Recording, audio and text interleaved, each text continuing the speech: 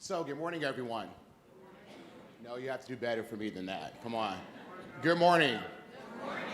Excellent, excellent. Well, thank you very much for being here. My name is John Keeney. I'm the Chief Probation Officer from San Mateo County. I have the honor today to actually talk to you and present along with real practitioners, the folks who are actually doing the great work. I think everyone here realizes the importance of the relationship between a probationer and his probation officer, his or her probation officer.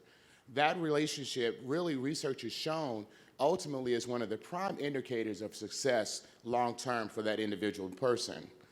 The relationship between the probation officer and the client can really lead to long-term growth and really true intrinsic change. As we know, change for change's sake really is not meaningful. It's the change that is truly intrinsic, that comes from the inside, that really dictates whether an individual will be successful or not. These relationships have become more possible and more impactful because of the resources provided by SB 678. It provides probation officers with the time they needed and their relationships opportunities to build long-term relationships based on smaller caseloads, more tools and programs to fit individual needs. Good policies and practices are important, but they're meaningless without true, really engaged probation officers who really help to push our missions forward. True safety happens when probation officers are able to build rapport with clients and have the real tools at their disposal to help clients. They have to have something to build the collateral. Many of us who were probation officers before 678 knew what those struggles felt like. We had a lot of really great words, but we oftentimes didn't have any true collateral to trade with clients. When we equip our probation officers with that collateral, that spurs client change, and when we do that, we not only protect our officers and protect our communities, but we take real tangible steps towards making victims of crime whole. Today, it is my privilege and honor to actually have three professionals in front of us today who will talk a little bit about their work and really how it has been enhanced by 678. So I'd like to have each of you introduce yourselves. My name is Jeanette Miller. I'm a Deputy Probation Officer for Calaveras County, and I've been there for about 5 years. My name is Maria Kirby. Is it on? Nope, click it up, Maria. My name is Maria Kirby, and I'm with San Bernardino County Probation, and I'm currently a supervisor, and I've been with the department for 18 years. My name is Michael Boyd. I'm a supervising deputy probation officer with El Dorado County, and I've been with my department for 19 years. Excellent. So let's start off by talking about, can you tell us a little bit about some of the unique work that probation does and what you're able to see that work impact your clients?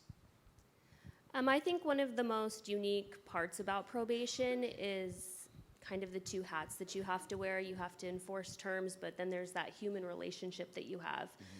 One of the biggest things that we do is when we first meet people, we meet them where they're at. You never know what you're going to have walking in the door, where they're going to be, what their motivation level's at.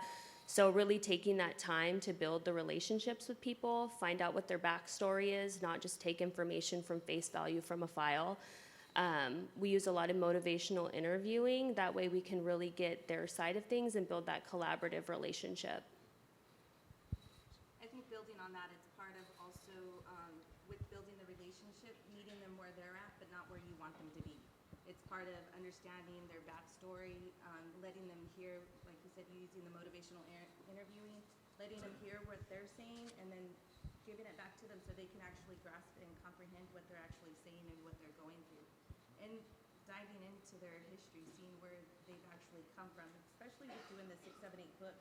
You know, the family ties, they don't really realize what a lot of their history is. They just go through it. They're just surviving it, not really understanding what the concept is behind it all. And I think doing those books really helps them. It sounds like the importance of really exploring the history of why a person came to you matters a lot more.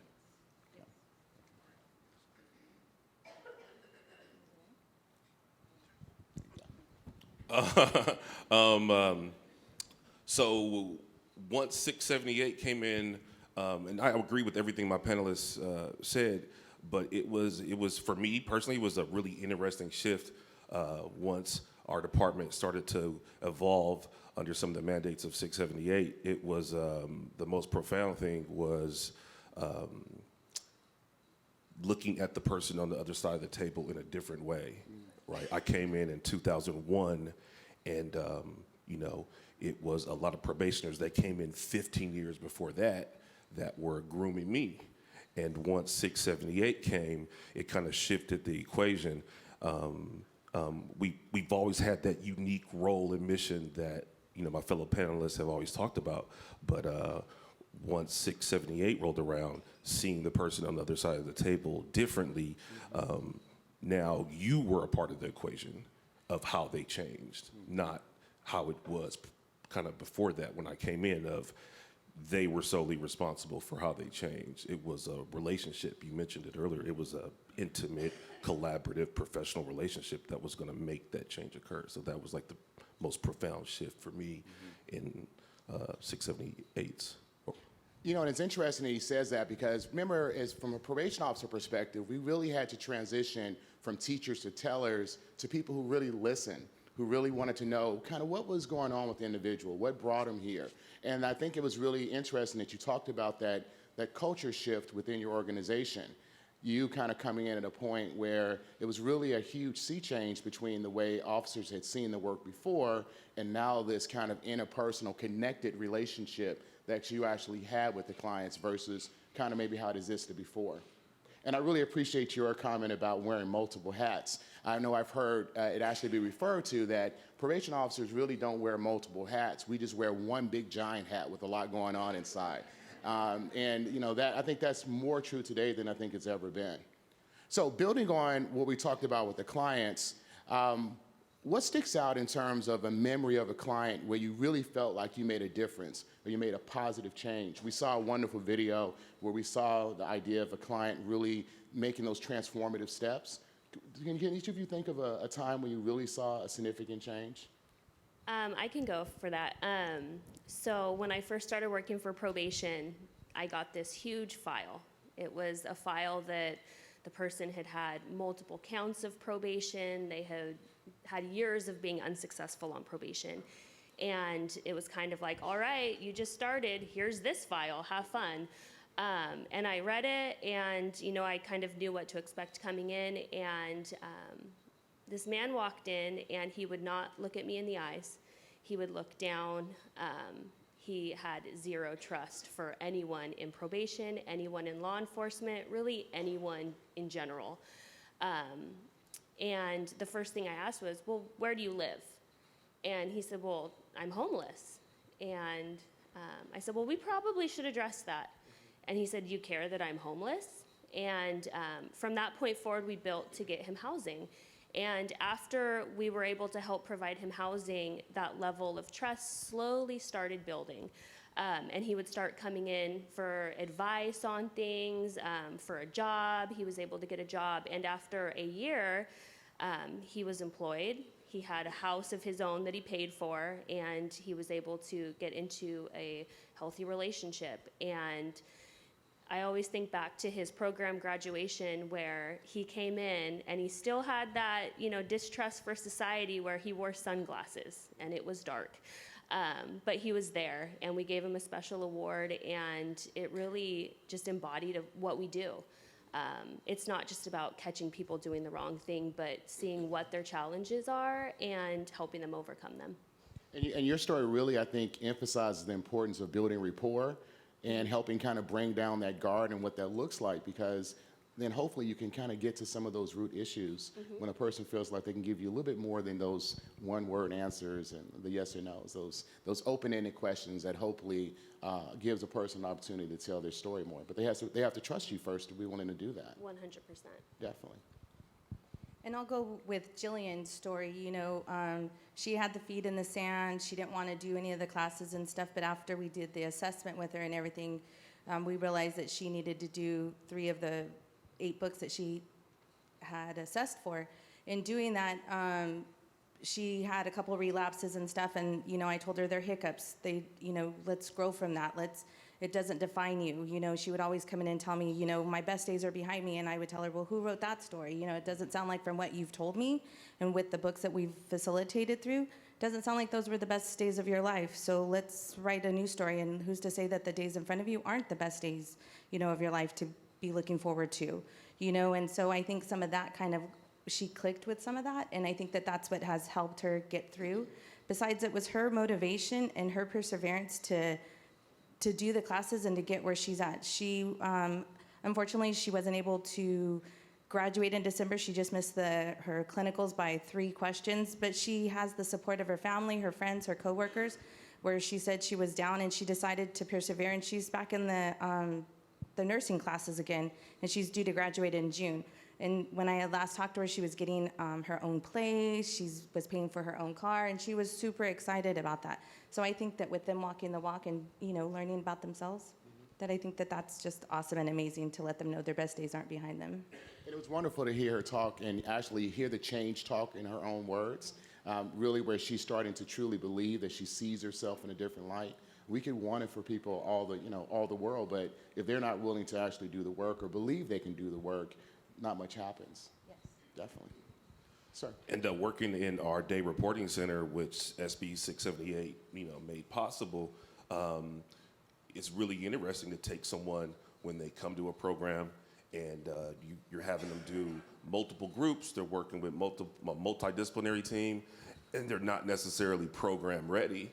But you take that same person, and 3 months later, they're engaged, they're actively participating in the programming, and then in 6 months, you notice a noticeable shift. And then by the time you've had them in program 9 to 12 months, their life looks completely different. And that's a really special kind of arc in someone's life to witness or even to be a part of. And I think that's one of the biggest experiences SB 678 has allowed for officers or departments to work with clients on that type of work. Do you have a client that sticks out to you, Officer Boyd? A client that sticks out to me, I do actually, and you're going to hear from her today. She's actually here, and she's going to talk about her story. Her name is Mindy, and again, you're going to get very familiar with her story, but this was one of our, she's made amazing changes now, but I won't say too much about her story. I'll let her speak for herself, but it's frankly amazing. What she looked like when we first got her, and then what she looks like today is indescribable. It's just indescribable. But she put in a lot of work. She engaged with the various interventions and techniques we were using with her, and it was a lot of hurdles she had to overcome. It wasn't always easy, but from what her life looked like and kind of her past and the past trauma that she had experienced, yeah, it was really amazing. That's probably the biggest story that sticks out in my head. So we're going to certainly get to know her a little better later in the day. Absolutely. So when you think about what the opportunity that 678 has done to provide these services, so how do you think it impacts counties where they don't have the opportunity to provide those services? So imagine your county without the opportunity to provide these services. What do you think the impact would have been? I think it would have been tragic. I mean, the reality is that we always have had a unique role and mission in our jurisdictions, and had to be creative, especially if you're in an intermediate or a smaller county that didn't have a lot of infrastructure in county or not a lot of budget funds. I mean, you just had to be creative. There's always a shortage of housing. Sometimes substance use disorder treatment programs are few and far between.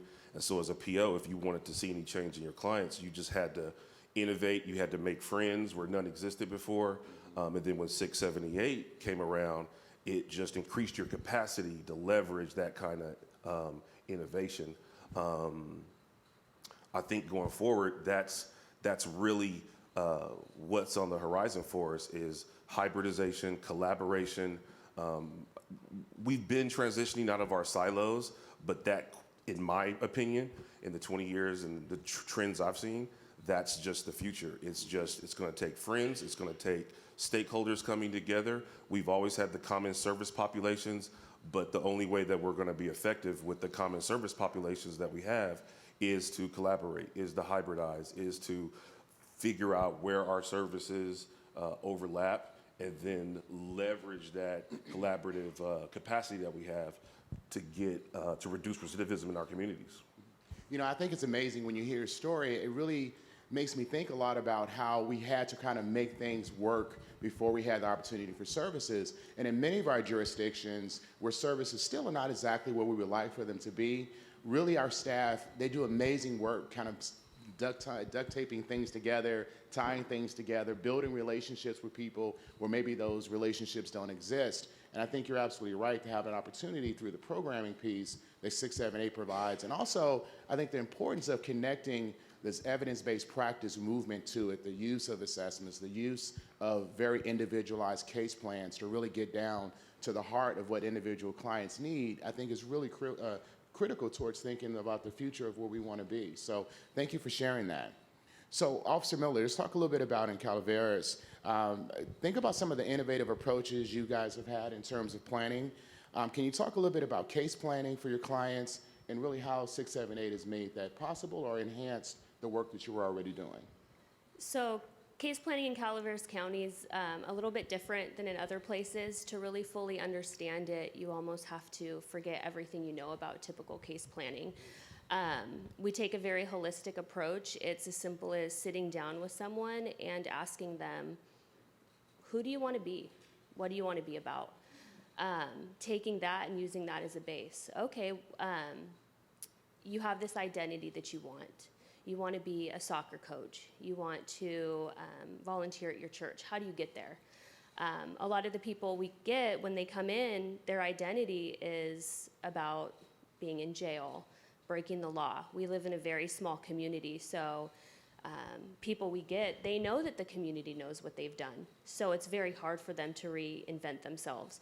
So through our case planning, we just take it day by day and, okay, so today, what can you do to get one step closer to being able to coach your son's basketball team? And we work it that way. With SB 678, we have very low caseloads, and that allows us to meet with people weekly to do case planning. So initially, when they get out of jail, they're coming in and they're meeting with the probation officer once a week and going over those goals. And in the beginning, the goals can seem very elementary and very basic and too simple, but you slowly build on those goals, and next thing you know, they're achieving them, which builds that self-efficacy that they can do it. And then at the end of the day, their identity is changed. We like to not just focus on reducing risk factors, but increasing protective factors. Creating those positive encounters with people, creating people in the community that see them different, really building equity around them so that way they have that support to move forward. Without SB 678, caseloads are too high to do that. Most people know that when your caseload gets to a unmanageable place, the first thing you do is drop case planning, drop those extra meetings. You're just kind of reactionary, doing damage control. So it would not be possible without it. Can you talk a little bit more about the benefits of short-term and long-term goals? Because it sounds like that's really important in your case planning process. Mm-hmm. As you said, to build that self-efficacy or that ability to see myself doing it. How do you feel like the short-term goals really, even though they may be elementary, as you said, how do you think they really set the groundwork for real change down the road? I think a lot of the people we work with, they have very little belief in themselves for achieving goals. So if you go and set a really difficult 6-month goal right off the start, if they have any kind of barrier, they're going to give up. And then that just kind of goes into that negative identity. If you set a small goal that you know that's very realistic for them to achieve and they achieve it, then it's building on that confidence in themselves. So even if a goal is make your bed every day for the first week, if they do that, you go in, you give them kudos, and then they're proud of themselves. And it's not just, oh, you didn't accomplish your goal today. It's, wow, you made your bed every day. That's a good step. And you'd be surprised at how happy people get when they achieve a goal, even if it's simple. Well, I think that's really important because ultimately, as you said, we don't want to overwhelm people by kind of creating goals that are very big.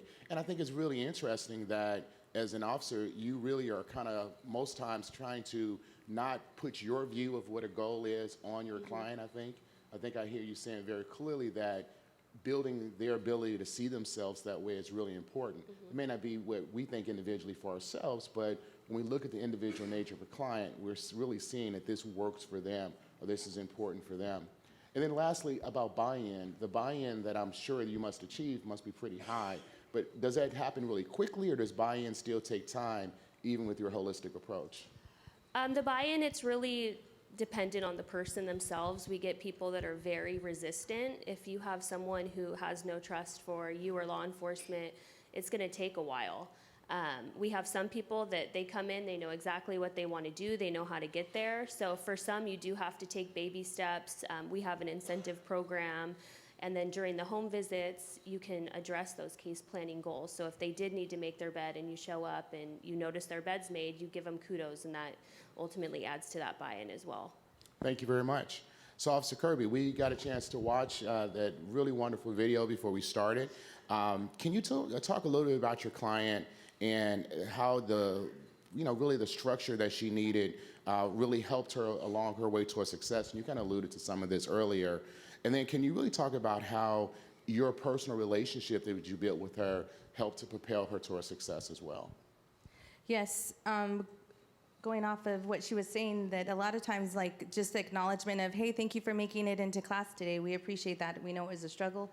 She has 2 kids. So, just saying that, and her like, what? I've never heard that from a probation officer before. You're glad I'm here, versus like, hey, it's time to test. It's time for this. That ended up slowly but surely building that rapport with her. The other thing is that she wanted to get into school. So, as they said, they would call in. She would call in a couple times like, hey, I'm having problems with this. I tell her, okay, come in a little bit early and we'll try to register for you for school. So I would take that time off to the side after class or before class to help her with classes. She would even sometimes come in and want help with like math, and my partner was really good at math, so she would take some time to help her out with the math. So we ended up having that team approach to where, it takes a village to raise a kid. It takes a village to raise, some of our probationers or clients that we work with, as we know, the, faith-based organizations, the 6, 7, 8 classes, it just helped that she saw that she wasn't in this alone, that she had somebody on her side, and that it wasn't always, hey, you got to do this, you got to do that. It's like, hey, let's do this together. You want to put 110, we'll put 110. Let's do this together. We're in it together. It sounded like it was really important for you to meet her where she was. What do you think her previous beliefs of what probation officers should be, what do you think that was based on? Her prior experience, and from her own testimony, it was about being, either using and then getting locked up and forgot about, or just a number. Here she was an individual, and she was able to build that relationship with me as I was able to build it with her, and that trust. And it's interesting you talk about the fact that she was an individual. I think in the past when we had much higher caseloads, many of us can recall just this kind of process where we were just trying to get people in. Maybe many of our lobbies were full of folks, and we were seeing people one after another, and those encounters maybe only took maybe 10 minutes, and it was, hey, good to see you, stay out of trouble, see you next month. And it was really not a lot of time spent connecting with individuals. And so this idea that, I'm actually a real person really resonates with me when I harken back to my time as a probation officer. I remember just feeling like, I just had to get folks in because I had a caseload and I needed to get people seen. And particularly as a young deputy, you're worried about being fired, so you got to see people. And so you're kind of thinking to yourself, well, how do I do this work in a better way? Before 6, 7, 8, I remember really feeling like, as I said before, I didn't really have much to offer clients. I didn't feel like I had much collateral to really kind of offer them to incentivize them to come back and see me, other than saying to them, you better be back to see me next month, or potentially you're going to be in custody. And we heard a lot of conversation earlier by the Marin Group where they really made the distinction about kind of how that connective relationship worked, and that a lot of the officer safety was built upon new training modalities and their ability to get equipment that they needed to really feel safe. I think that was really important.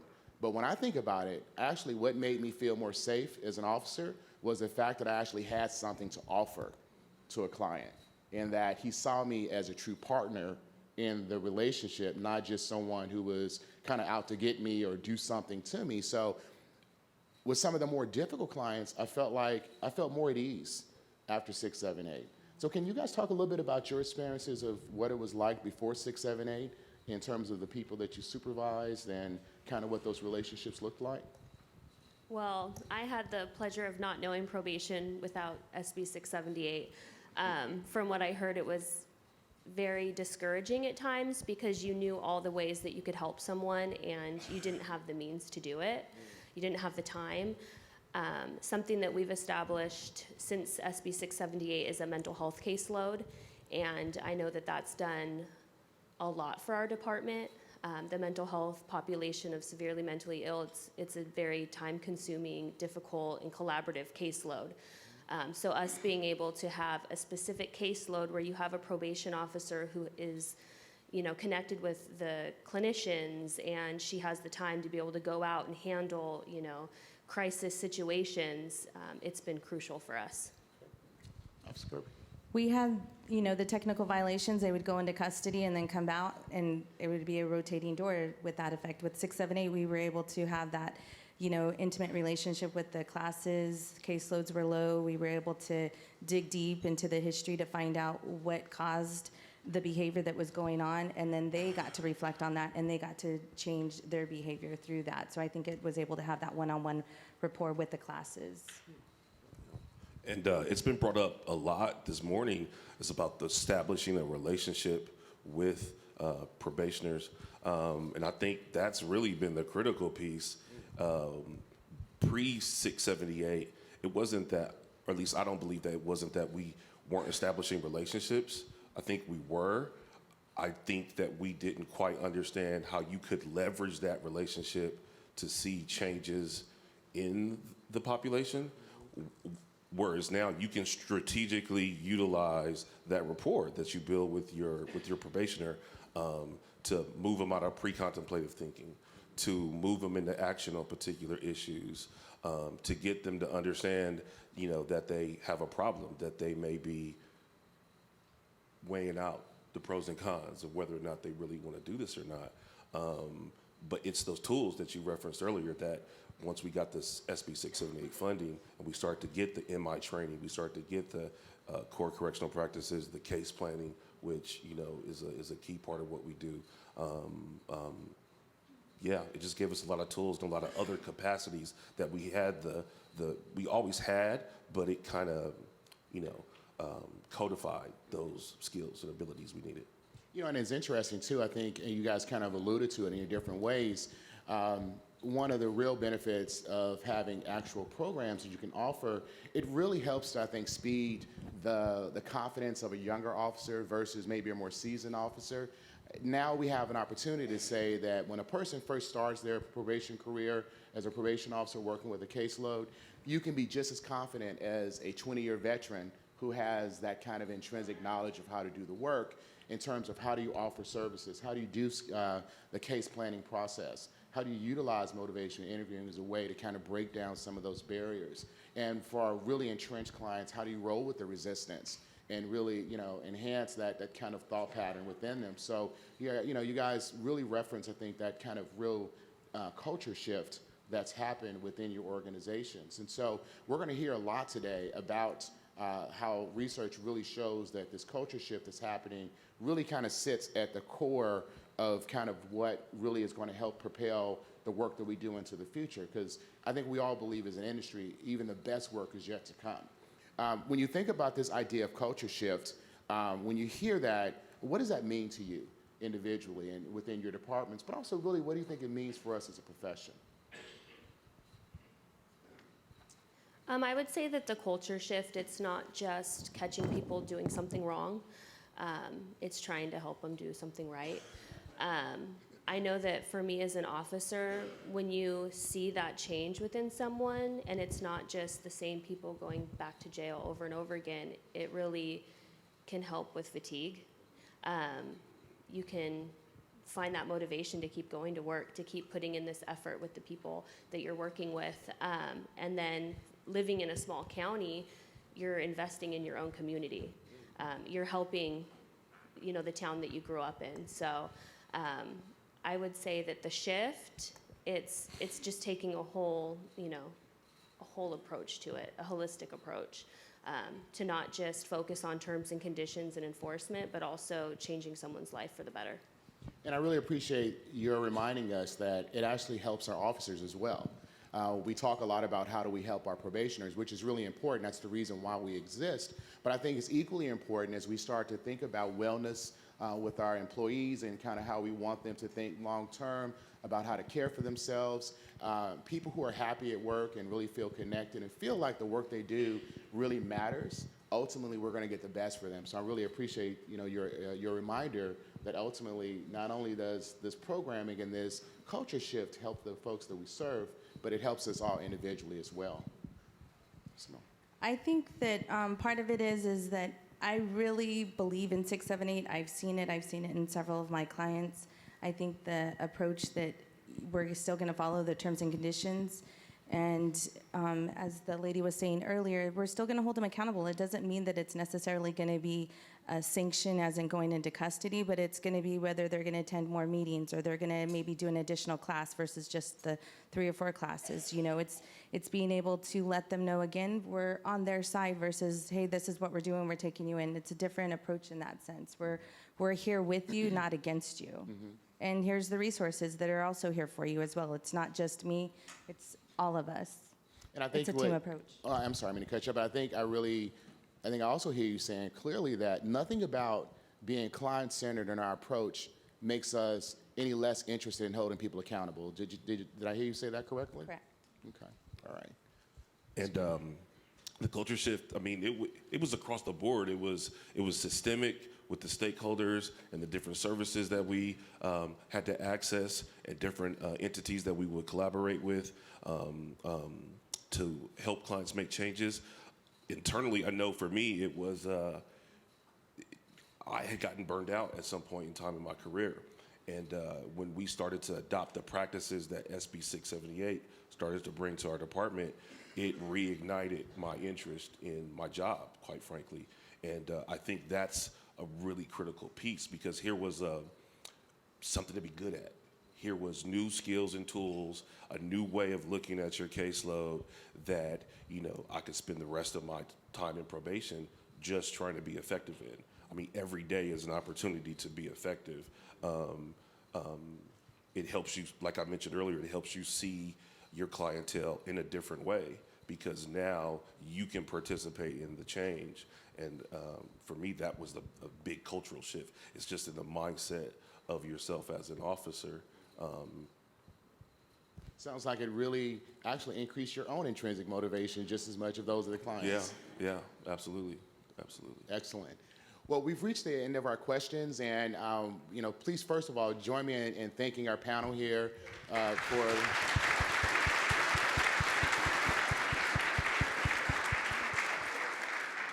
for their bravery in standing here. And I told them, I said, as long as you don't fall out the chair, we'll be just fine.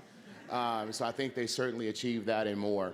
But in closing, just want to say thank you very much for your time. And just, I think what these officers stand for is, at the end of the day, a wonderful reminder that the work that our staff do every day is really important for ultimately not only the benefit of those we serve in our communities, but I think for our officers as well. And we oftentimes look at the work that we do sometimes as kind of frustrating, but remember, each of you and each of us are planting seeds sometimes that we may not see grow. Doesn't mean the tree's not going to grow just because we don't see it happen. So please make sure that hopefully you go back to your offices and thank your staff for the work that they do, and just think a little bit about some of the words you heard here today. So thank you so much, and have a wonderful day.